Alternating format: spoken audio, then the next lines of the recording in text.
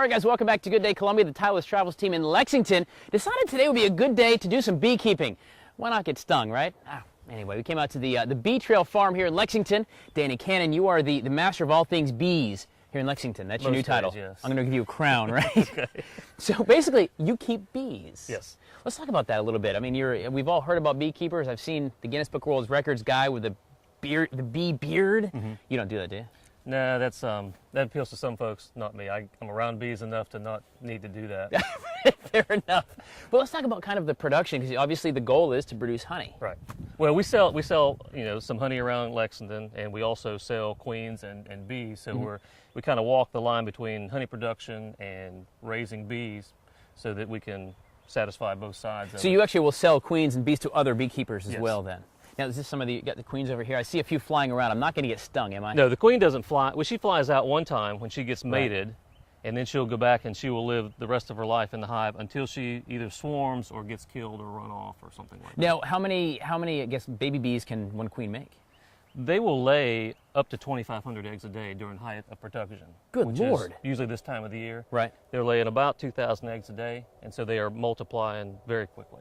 Do honeybees sting like other bees? Honeybees will sting you. They will only sting you one time. Right. Because the way that they are designed, their stinger is barbed like a fishhook, so it pulls out a lot of their intestinal portion, so they will crawl off and die after they Oh, so once they're the one and done Not kind like of guy. a wasp or yellow jacket that will sting you multiple times. Right. When he's really mad. Yes. When he's really mad. Well, some of them don't have to be angry. They just sting because, I don't know. From a beekeeper standpoint, you go in and of course you see their numbers growing, that when you open up the box, there'll be more and more. Plus, this time of the year, when they're bringing in a lot of nectar, they will produce new wax, which is white, mm-hmm. like your t-shirt. Okay. Whereas old wax turns yellow and dark, but when they produce a new wax, they are bringing a lot of nectar because they need to make room to store that nectar that they're bringing right. in. So they'll draw out new comb for new brood and new nectar that's coming in. Pollen is their food source. They store that and they feed the baby bees. It's their protein. Got you. Okay. You know, we would eat the steak. They eat the pollen because it's high in nutrition mm-hmm. and food source. The nectar they bring in, when the younger bees eat it, it helps them produce wax, produce royal jelly. They will store it to feed the larvae, mm-hmm. and then because honeybees have that instinct to them, they will make a surplus. Okay. And that's where we benefit and you get from the their surplus. All right, we're talking honey, all things bee production, or at least honey production anyway. If you're having toast this morning and enjoying it, it may come from Danny's farm out here. You just don't know. We're going to learn a little more about this, and I hopefully will not be stung by the time we're done. That's the goal, right? That's the goal, yes. Although he made me sign a waiver this big. Sure enough, we're on the road today. We're road tripping down to Lexington, checking out the world of honeybees on Good Day Columbia. Stay with us. We're coming back. I think I got my tower buzzed a second ago. They will. They're going to check you out. All right, guys, welcome back to Good Day Columbia, the Tireless Travels team, road trip into Lexington, Bee Trail Farm, Danny Cannon. We're talking about bees and, well, not just the yellow jackets and the wasps, because they are nobody's party, but we're talking honeybees, because who doesn't love honey? That's right. You call your wife honey, right? Yes. If I don't, everyone else does. There you go, Danny Cannon. So we talked a little bit a few minutes ago kind of about bees, a little bit of the bee nature and kind of what they do, but it starts, of course, with the what would you call these? Well, these are nuke hives, or nucleus hives, or a starter colony. Okay. We would, if you purchase bees or if you made splits from existing colonies, you would start a small colony of them in here. And so the bees actually live in here? Yes. Well, there would be frames in here. There's no frames in here now, but there would be frames, and the bees would start in here. Right. You don't want to give them too much space that they have to heat and cool, but mm-hmm. you don't want to give them enough to grow into. So they would start in here, and then as the season progressed, you would move them into larger boxes like those over there. Okay, over here. And then you would start stacking boxes right. based on the honey or the nectar and pollen they were bringing in. But a typical hive, if they're well managed and you have a good honey year, you don't have a lot of rain, a lot of drought, mm-hmm. you can probably produce 40, 50 pounds of honey out of a hive. Does that mean that's 40, 50 pounds of honey, or is that like the base of the honey that we No, that's 40, 50 pounds. This box right here, these are called shallows. Okay. They're the lightest of them. It weighs probably about 50 pounds when it's full with everything, right. but it only has about 30 pounds of honey in it, 25 to 30 pounds if it's full. Yeah, these are frames, and this is called foundation. It's beeswax that has been pressed into a hex shape. Okay, and so this is real beeswax here? Yes. Okay. It is beeswax, and but it's wired for rigidity. And what it does is it gives them a framework to start, because bees, if you don't give them a direction to travel, they might run the comb this way or this way where you can't get it back out. So this gives it where it's easy for us to manipulate. So we'll start with this, and then they will draw it out so that it looks like this. You get what you call the typical honeycomb shape. So this is what the bees have actually created, and this texture here. It starts out as this. I guess you can see that behind there. But that actually, the bees have created this whole tapestry. Yes, the young bees, they at a certain age can produce wax when they're well fed, and they will keep building those out and what we call drawing it out. Right. And they will draw it out really as much room as you'll give them. If you space these further, they will draw them out well proud of the frame. All right, we're talking honey this morning, just kind of getting a real snapshot glimpse of the world of honey production, at least here in Lexington anyway. You know, just right along with keeping it local and fresh, and I don't think it's much more local than the fact that I've been buzzed about 7 times by your bees so far this morning, Danny, that is for sure. But we're talking bees and honey production right here at home in Lexington County this morning on Good Day Columbia, and we're going to see a little bit of kind of what you do with the manufacturing part. Can we go see some of that? Yeah. All right, stay with us. We're coming back. We're going to hoof it over here to the honey hut. Did I say that right? Honey house. Honey house. We're going to the honey house. Stay with us. All right, guys, welcome back to Good Day Columbia. We're down the road a piece in Lexington Bee Trail Farm, Danny Cannon. We're talking about honeybees and getting honey. Of course, it's still a little early in the season for the honey itself, but it does, like any good home will tell you, good honey starts with a good queen. That's right. Well, when you raise a certain number of bees, you have the choice of either purchasing queens or raising queens. I like to raise my own because then I can select for traits that I like, which is calm bees, honey-producing bees, bees that produce a lot of brood, all those genetics you can select for when you're raising queens. And it's not, once you get a hang of it, and it's taken me a couple years to get the hang of it, it's not that difficult. All right, so what do you start with over here? Well, I find, in my yards, I find a hive that is very productive from either a brood production, a honey production, or maybe it overwinters very well, and I will use that as a donor colony to donate the larva for queen production. Okay. And what I will do is I will bring one of the frames from that queen in here that has the right age larva, which is a 4-day-old larva, and I will set it up here. Okay. And then I will take these little cups that I purchased,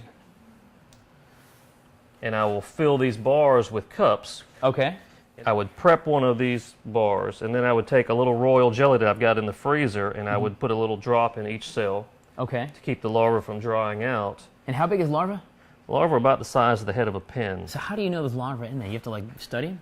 No, you can see them, but you either have to have very good eyes or you have to have magnifying glasses to see them. So I'll go in here and I'll graft larvae, and I'll put one in each cell. Right. And there'll be 16 to 17 on a bar. And we'll take these bars and fit them into here. And then I will take them and put them out in a specially prepared hive that's queenless.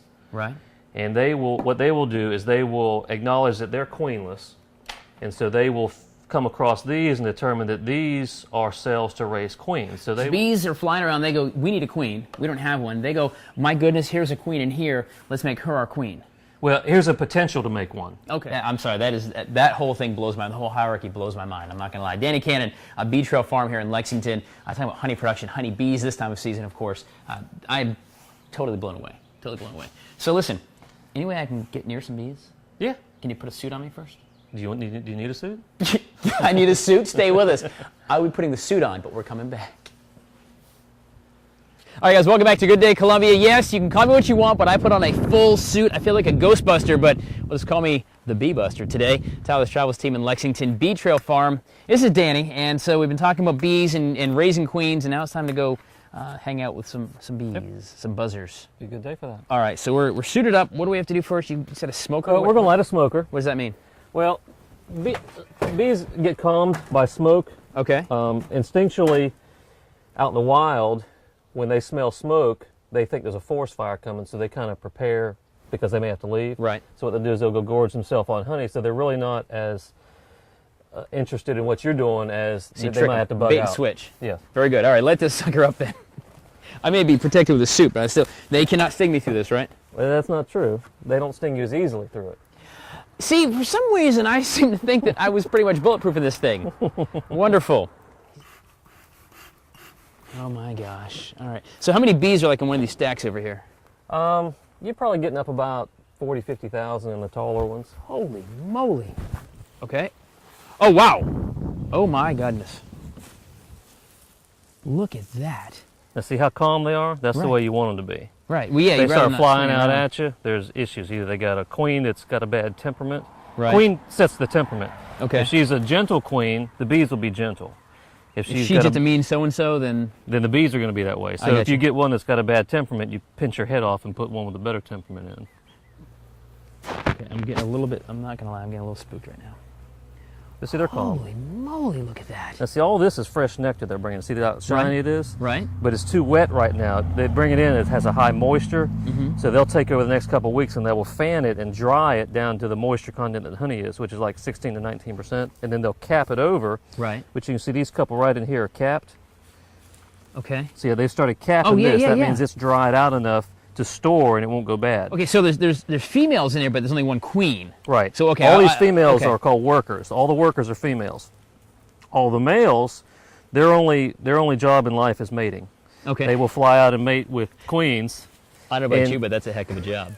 Well, the flip side to that is in the fall, right? When they're tightening up ship for the winter, they kick them all out and let them starve to death. That sounds about right. So there's a queen right there. Where's she at? See that big long one? See how she's long? There she is. Longer and bigger than the rest of the bees. So and they just protect her. They just. Well, what her job is only egg laying. She'll lay, like I said, 2,000 to 2,500 eggs a day. Right.